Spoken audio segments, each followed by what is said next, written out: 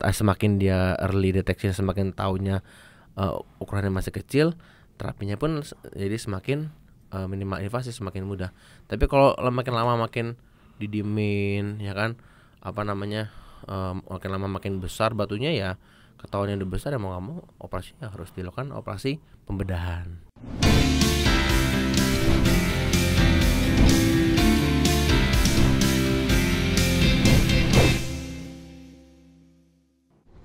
Halo Sobat Bisnis, kita berjumpa lagi di Talks dan di episode kali ini kita akan ngobrol-ngobrol tentang kesehatan. Nah, buat Sobat Bisnis yang setiap hari sibuk dengan aktivitasnya, dengan pekerjaannya, jangan lupa juga untuk menjaga kesehatan tubuh Sobat Bisnis.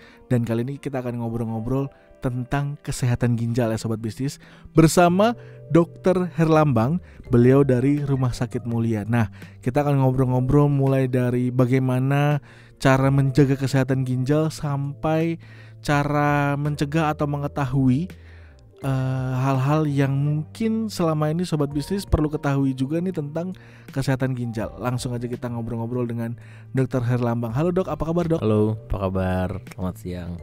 Sehat selalu ya Dok ya. Thank you ya sudah diundang ke sini. Sama-sama Dok. Nah, kita mau ngobrol-ngobrol tentang kesehatan ginjal nih Dok nih. Oke. Untuk awal nih, ya. sebenarnya seberapa penting sih Dok kesehatan ginjal bagi manusia nih?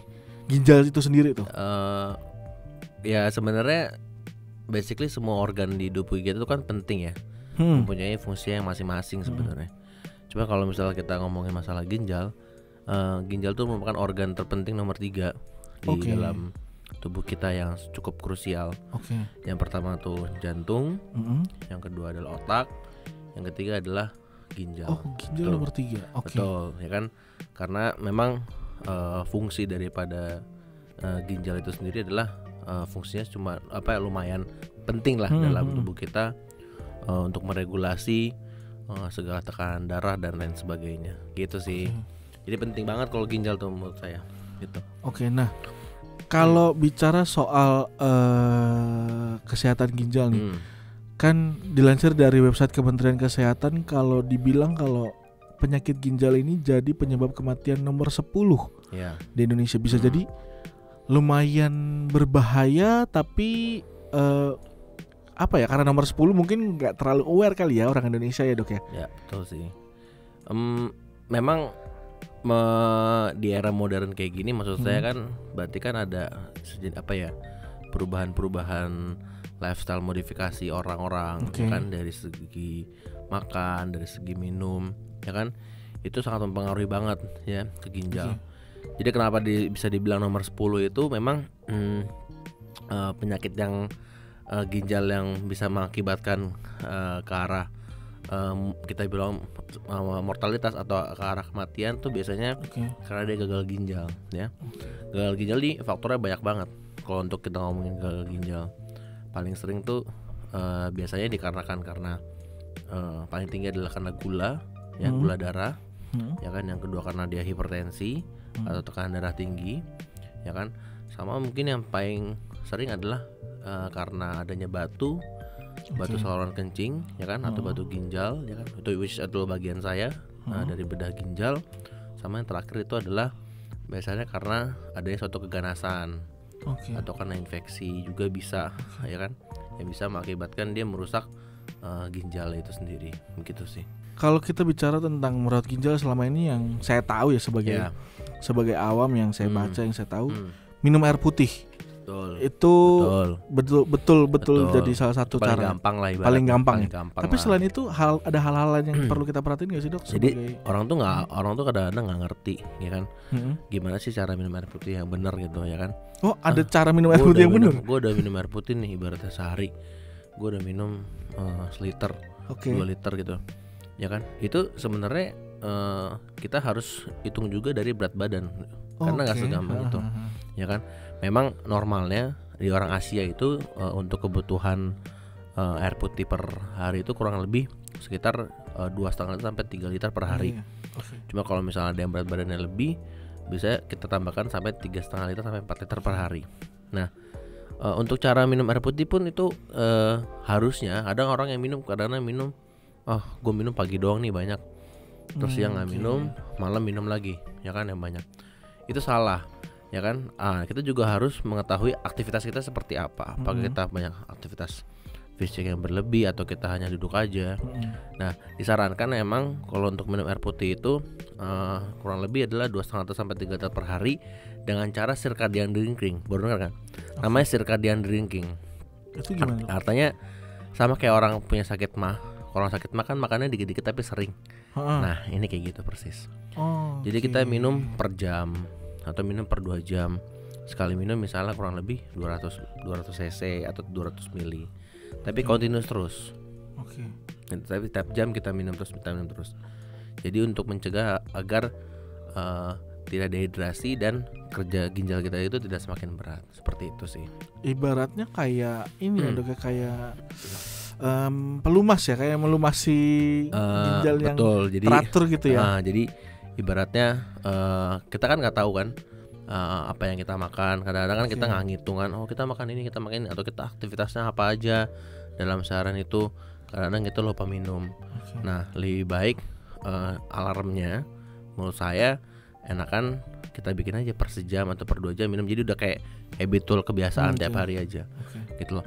Dan karena dengan adanya kita minum lebih dari 2 liter atau 3 liter per hari itu juga bisa membantu mengurangi proses terbentuknya adanya batu ginjal atau batu saluran kemih begitu. Nah, kalau untuk minum air putih dengan tadi dengan durasi kayak tadi, dengan teratur kayak gitu, apakah itu udah cukup dok untuk mencegah penyakit ginjal ataupun terjadinya batu ginjal? Sebenarnya kalau kita ngomongin penyakit ginjal, jadi gini, kalau kita ngomongin ginjal tuh luas aspeknya.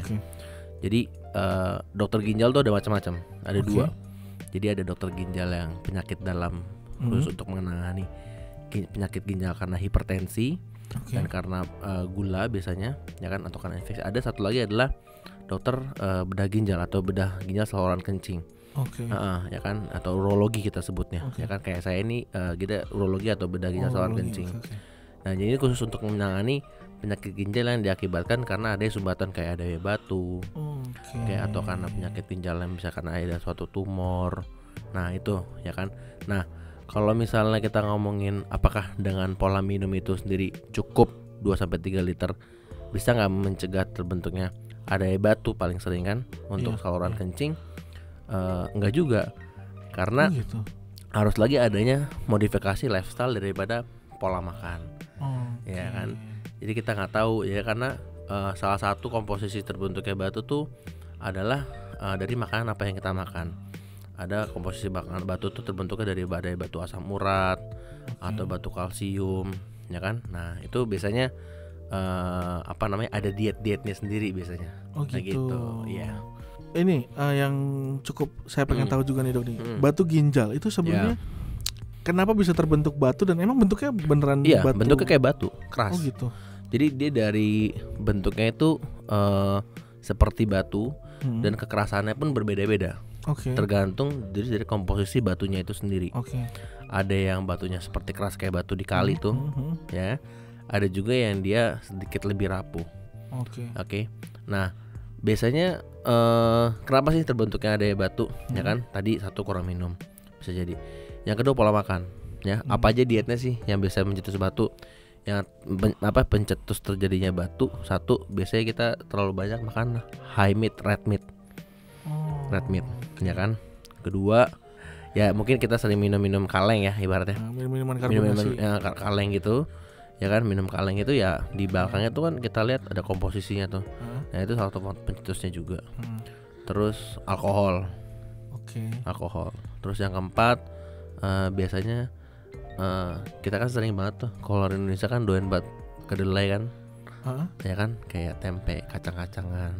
Itu juga bisa lucu. Itu ada sih sebenarnya takarannya atau namanya, kalau dia berlebih itu bisa mengakibatkan faktor pencetusnya. Terus penggunaan garam yang terlalu tinggi juga bisa mencetus terjadinya adanya batu, ya kan. Sama yang terakhir sayur-sayuran. Kalau sayur-sayuran yang terlalu banyak sayuran yang berwarna hijau, itu juga dia terlalu high purin, bisa mencetus terbentuknya adanya batu. seperti itu. Begitu. Iya. Padahal kan yang setahu kita adalah sayur-sayuran itu bisa sehat gitu dok untuk tubuh. Tapi kok bisa sayuran yang seperti apa sih dok yang bisa? Biasanya terlalu sayuran hijau kayak bayam, terus gitu. brokoli yang hijau, ya kan. Memang sayuran tuh butuh antioksidan dalam tubuh kita dan serat juga butuh.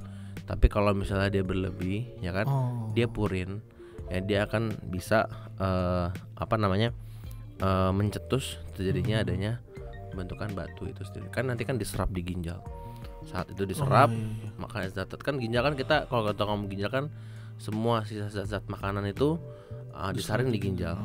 Ya kan fungsinya dia untuk memfiltrasi di ginjal tuh. Ada beberapa juta nefron di ginjal itu atau penyaring ibaratnya yang masih berguna dalam ginjal, ya kan, berguna dalam tubuh, dibalikkan ke dalam tubuh. Yang sudah nggak berguna keluar dia lewat urin, ya kan. Jadi urin itu adalah kurang lebih bahasa awamnya sisa dari penyaringan dari ginjal, apapun itu semuanya, dari makanan, minuman, semua terbuang dari urin. Nah, ketika pada posisinya itu berlebih, ya kan, akan terbentuk dari urin itu akan membentuk kristalisasi. Sehingga kristalisasi yang awalnya kecil dan dia bertambah besar. Karena batu itu sifatnya kayak orang, dia bertambah besar, dia growth. Jadi antara dia bisa bertambah semakin besar atau semakin banyak batunya. Gitu. Ciri-ciri nih dok nih kalau mulai adanya batu di ginjal kita itu kayak gimana sih dok? Ciri awal yang harus kita tahu. Ciri awal yang paling kita tahu ini kalau ada sakit, yang paling khas adalah sakit pinggang. Sakit pinggang. Jadi kalau kita udah ngerasain ada sakit pinggang kanan kiri tuh, jadi jangan dianggap sebagai suatu hal, gue biasa aja nih, paling cuman capean kayak gitu kan. Orang-orang gitu ya? Karena menurut saya justru usia-usia teenagers kita produktif kayak gini tuh yang paling sering terjadi batu. Laki-laki apalagi ya, 3:1 dibanding perempuan, ya kan. Nah, pada saat kita ada keluhan sakit pinggang, ya kan, kanan, nah biasanya kita harus identifikasi dulu sebelah mana sakit pinggangnya. Apakah dia di sakit sebelah kanan atau tengah atau sebelah kiri. Karena organ ginjal kan di belakang, ya kan. Karena di belakang tuh ada otot, ya kan, ada tulang belakang, sama ada organ ginjal. Nah, tapi sakitnya seperti apa sih kalau ginjal itu? Sakitnya biasanya sifatnya tuh kalau kita otot sama tulang tuh sakitnya dia continuous, terus-terusan dia. Terus sakitnya. Nah, beda kalau ginjal. Kalau ada batu ginjal tuh dia sakitnya intermittent. Dia hilang timbul biasanya. Sakit nih kadang-kadang, sakit banget nih. Terus tiba-tiba setengah jam kemudian hilang. Terus tiba-tiba sakit lagi, ya kan, tiba-tiba hilang lagi. Nah, itu ciri khas. Itu di satu bagian atau dua-duanya? Karena tergantung ya? Betul. Karena kalau kita ngomongin batu ginjal, kadang-kadang ada batu yang menyerang kanan kiri, ada yang satu sisi, ada yang di kanan aja, ada yang di kiri aja, seperti itu batunya. Berarti itu juga tergantung dari maksudnya tergantung dari yang diserangnya ya, betul. Dari kitanya ya. Kita nggak tahu nih, kenapa bisa yang kiri ya? Nah, itu pertanyaan mungkin apa ya? Jawabannya nggak ada gitu loh, karena dia bisa kena yang kanan atau yang kena kiri, atau bisa dua-duanya bisa batunya. Gitu. Ya betul. Nah, terus apalagi keluhannya selain sakit pinggang apa dong? Biasanya sakit pinggang keluhannya batu itu kadang-kadang ada yang bersifat dia infeksi atau tidak infeksi. Nah, ketika batunya ada bersifat infeksi, biasanya itu ada keluhan demam biasanya. Kok sakit pinggang, kok malamnya gue demam ya, misalnya di rumah lagi demam, kok menggigil, nggak punya termometer tapi kok kerasa kok nggak enak ya, menggigil gitu. Nah, bisa jadi itu mungkin karena batu. Nah, terus bisa juga adanya keluhan seperti kayak mual atau muntah. Karena kita ngomong persarafannya tuh sama seperti dekat lambung kan, sarafan. Jadi kadang-kadang bisa ada efek daripada mual muntah tersebut. Terus apalagi dok keluhannya? Kadang-kadang saat kencing, ya, atau saat buang air kecil, ya kan, karena itu ada batu di situ. Nah, batu itu kan gesek-gesek, yang bikin disit kan karena dia nyumbat. Dia ada tekanan saat dia ingin mencoba untuk keluar batunya. Tapi karena dia menggesek-gesek saluran tersebut, jadi adanya berdarah, sehingga kadang-kadang ditemukan saat kita BAK kencingnya ada merah-merahnya. Kok kencingnya merah ya? Nah gitu. Biasanya paling sering itu keluhannya. Itu udah masuk ke gejala, berarti udah masuk ke tahap yang dimana batunya udah muncul ya dok ya? Ya, jadi curiganya kita kan berarti kalau kadang ngomong seperti itu berarti artinya dengan keluhan tersebut dari 60% kita sudah mengarah, oh ini kemungkinan arahnya ke arah batu ginjal. Batu saluran kemih seperti itu. Durasi dari pertama kita tahu dari kan tadi pegel-pegel sampai ke, kan tadi dokter bilang batu itu sifatnya makin lama makin besar ya? Ya betul. Jadi kan dia pasti munculnya dari kecil dulu sampai ke menyumbat akhirnya membesar. Itu durasinya berapa lama dok? Macam-macam. Ya. Ada yang benar-benar cepat, ada yang macam-macam. Tergantung dari individual orang, tergantung dari fungsi ginjal untuk mencoba menyaring sisa makanan, dan tergantung daripada lifestyle orang itu beda-beda. Ada yang dia mungkin dipertahan cuman 1 cm setahun 2 tahun emang segitu aja, di bawah 1 cm. Ada yang dia baru sebulan keserangan sakit di pemeriksaan kita USG bisa atau kita CT scan ada batunya, dicek lagi mungkin 3 bulan ternyata batunya semakin besar. Itu individual banget emang. Ya jadi emang nggak ada basicnya yang mengatakan berapa lama sih stone, kita bahasa ngomongnya stone growth atau perkembangan batu. Nggak ada tidak ada batasannya, tidak ada berapa lamanya tuh nggak ada. Karena individual beda-beda sih sebenarnya. Ketika itu udah terjadi dan udah terbentuk, penanganannya berarti operasi untuk pengambilan batu itu dok? Sebenarnya kita harus diagnosis dulu. Kita biasanya kalau ada keluhan seperti itu kita imaging. Kita imaging tuh artinya kita lakukan pemeriksaan penunjang. Apa aja yang bisa kita lakuin. Biasanya kalau saya USG atau kita bisa CT scan tanpa kontras, kita lihat.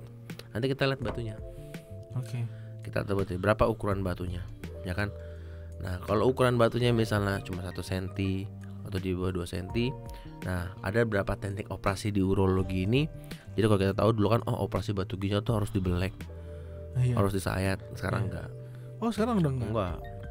Sekarang dengan teknologi yang semakin maju. Jadi kalau untuk operasi batu ginjal tuh macam-macam.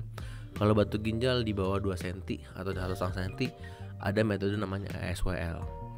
Misalnya 1 cm. SWL tuh artinya singkatannya extra corporeal shockwave lithotripsy. Jadi kita diberikan getaran, pasien hanya tiduran. Ya, nanti ada alatnya, ya, ada USG-nya, masuk ke daerah ginjal, dikasih getaran wave. Wave-nya itu fungsinya untuk nanti dia menabrak batu tersebut, ngasih getaran ke batu supaya dipecahkan. Jadi nggak ada sayatan. Nggak ada sayatan. Wow banget kan? Iya. Makin keren ya.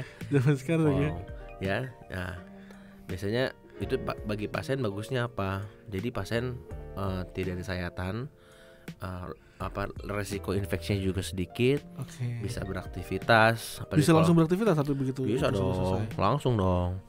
Datang paginya kita SWL, ya kan, sorenya pulang langsung bisa. Pulih langsung bisa. Nanti kita evaluasi 2 minggu lagi, kita lihat lagi ronsennya.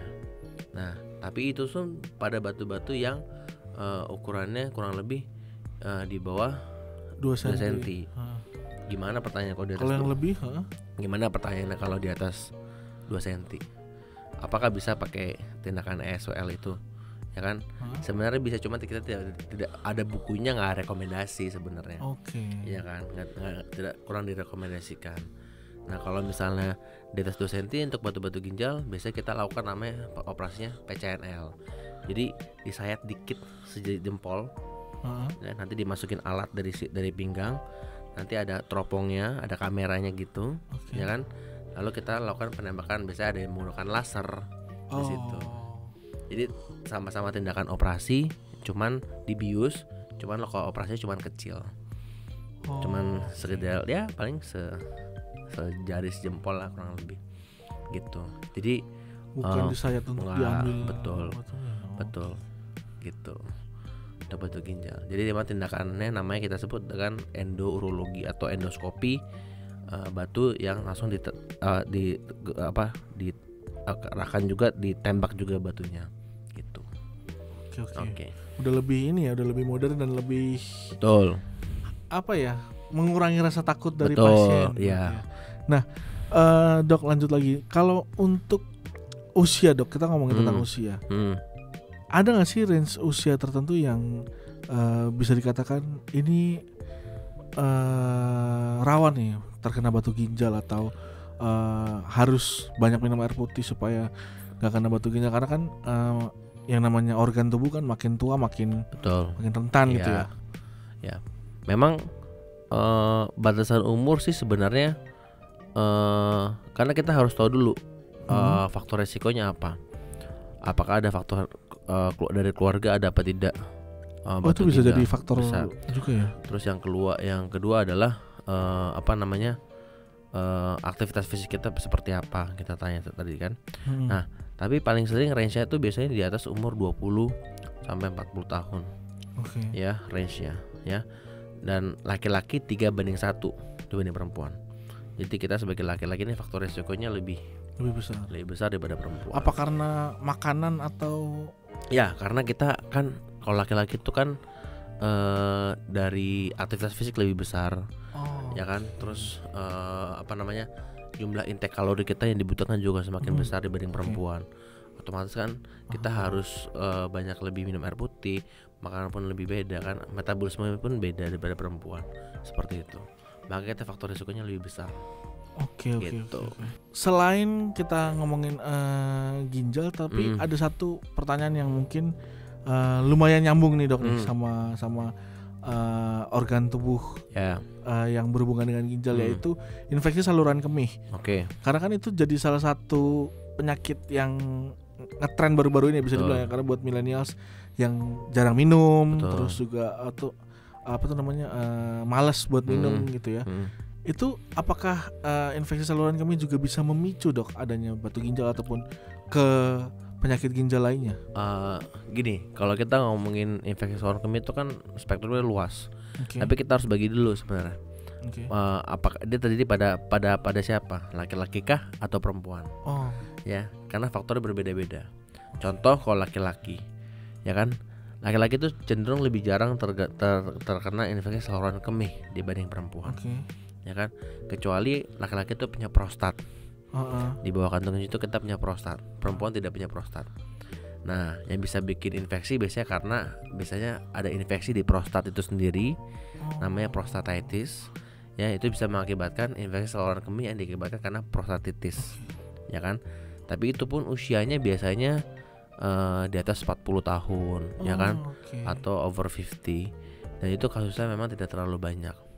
Ya kan? Laki-laki kalau misalnya dia terjadi infeksi saluran kemih, paling mungkin karena adanya batu. Betul. Jadi bukan karena saluran kemih jadi batu, tapi karena batu bisa mengakibatkan infeksi saluran kemih. Paham ya? Betul. Karena ada batunya itu bersifat infeksi, jadi mengakibatkan infeksi. Kecuali kalau tadi saya bilang ada prostatitis gitu kan. Beda sama perempuan. Ya kan? Kalau perempuan? Nah, kalau laki-laki kan kita tahu, laki-laki itu kan cenderung untuk lubang cuma punya 2 kan, untuk berkemih, ya kan, sama untuk rektum untuk buang air besar. Tapi kalau perempuan kan enggak, dia punya 3 kan, untuk buang air besar, lalu dia untuk berhubungan, dalam hal ini dia punya vagina, sama uretra atau buat buang air kecil. Dimana posisinya kalau perempuan tuh berdempetan. Dan salurannya pendek kalau uretranya. Sehingga banyak banget kalau dari perempuan itu penyebab infeksi saluran kemih, faktor resikonya adalah dari keputihan. Dari keputihan itu karena dia karena ada infeksi dari keputihan, jadi infeksinya masuk ke saluran kemih, jadi infeksi juga bisa.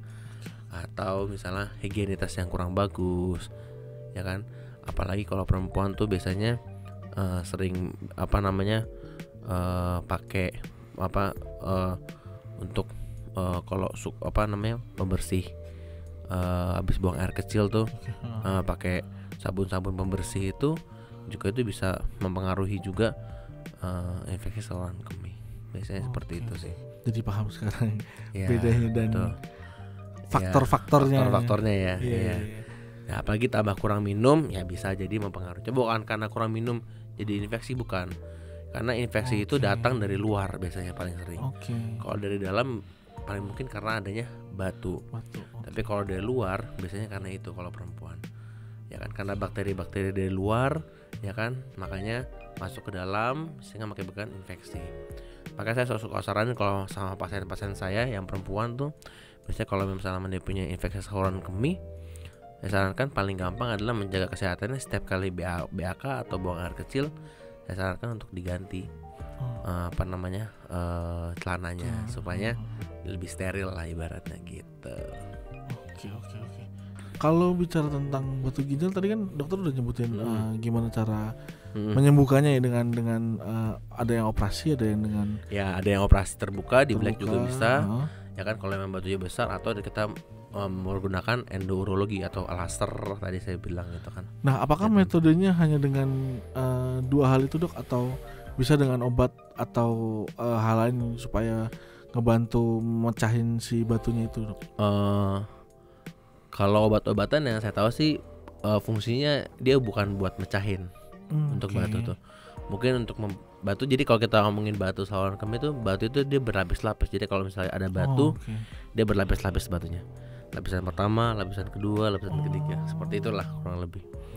Nah, untuk obat-obatan tuh kalau bilang ada obat nih buat mecahin batu, pernah dengar kan pasti? Iya. Ada obat. Sebenarnya efektivitasnya menurut saya sih lebih bukan ke arah itu ya, tapi untuk memperlunak batu ya kan. Ya, jadi kalau untuk batu-batu yang besar ya kan dikasih obat seperti itu menurut saya kurang efektif. Lebih baik kita langsung ke terapi atau tindakan operasinya. Operasi tadi tergantung bagaimana ukuran batunya. Apakah harus dioperasi besar atau bisa dilakukan tadi minimal invasif tadi yang saya bilang, endoskopi tadi, urologi gitu.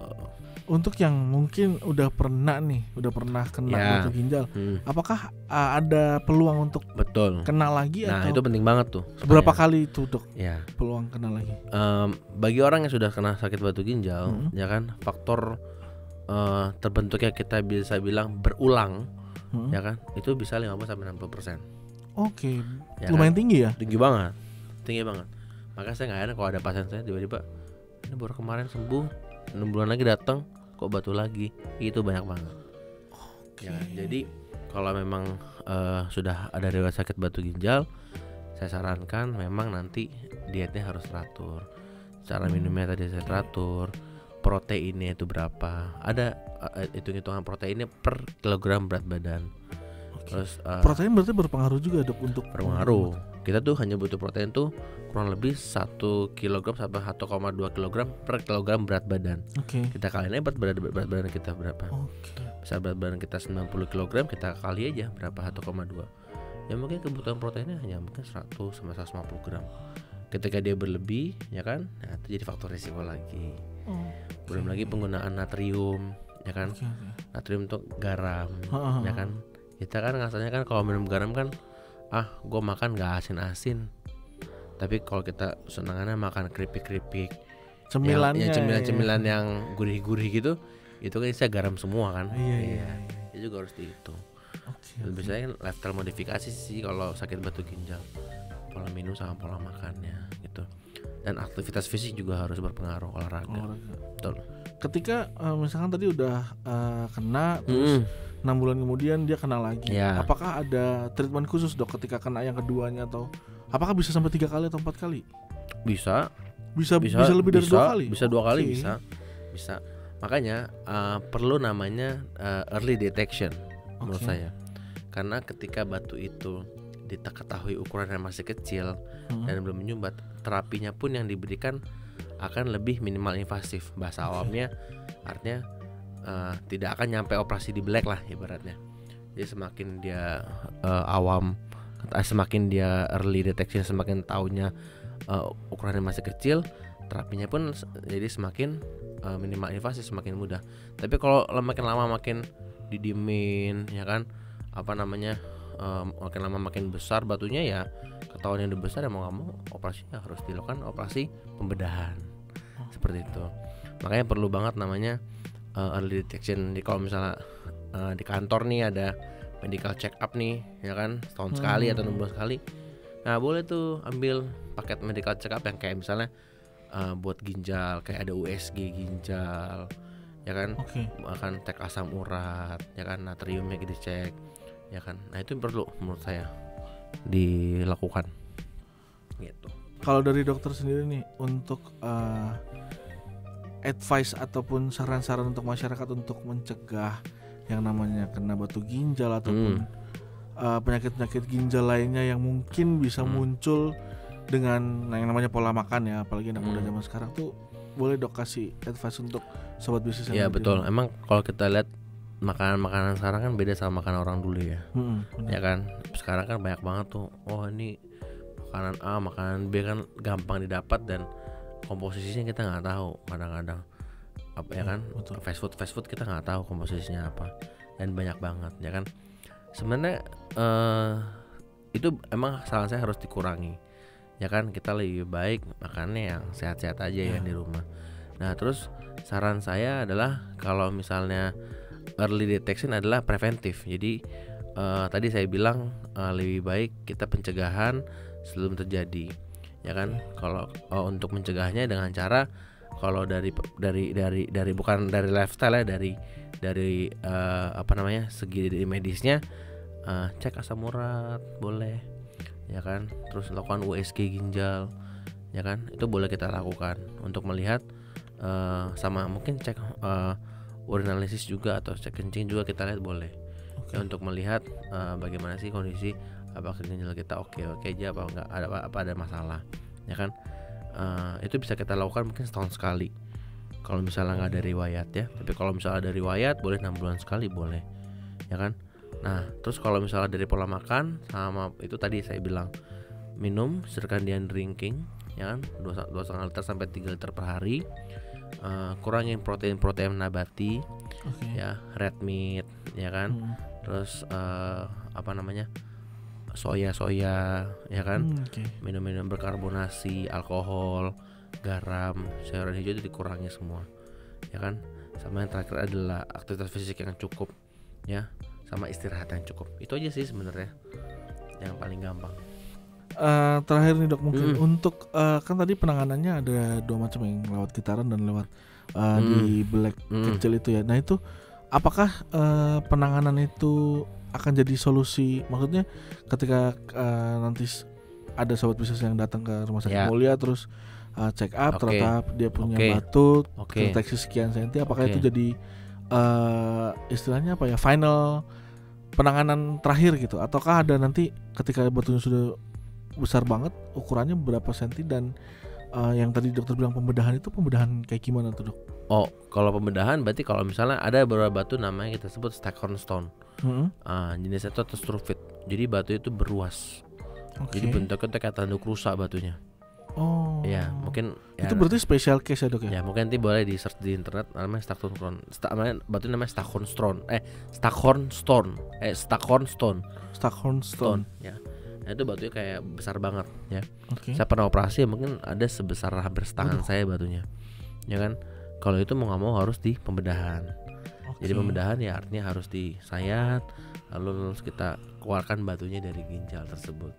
Nah karena kenapa nggak bisa pakai yang terapi yang tadi dok, digetarkan, kan tidak efektif gitu loh. Karena itu hanya efektif karena untuk batu-batu yang ukurannya di bawah 1-2 cm.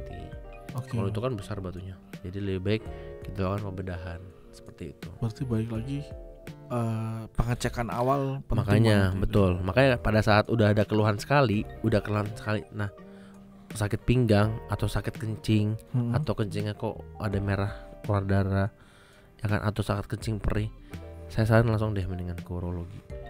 Mendingan kita deteksi dari awal, karena kita deteksi dari awal, ya kan, sudah ketahuan, ya kan, buat penanganan pun akan lebih nyaman buat pasien. Artinya lebih minimal invasif lah dibanding kita harus udah kita kasih balsam aja santai ya itu. Ini baik. Oke deh kalau gitu, terima kasih banyak dokter Herlambang. Terima kasih banyak. Terakhir sebelum kita tutup, dokter praktek di Rumah Sakit Mulia dari hari apa sampai hari apa? Mungkin kalau sobat saya kalau di Mulia setiap hari ada.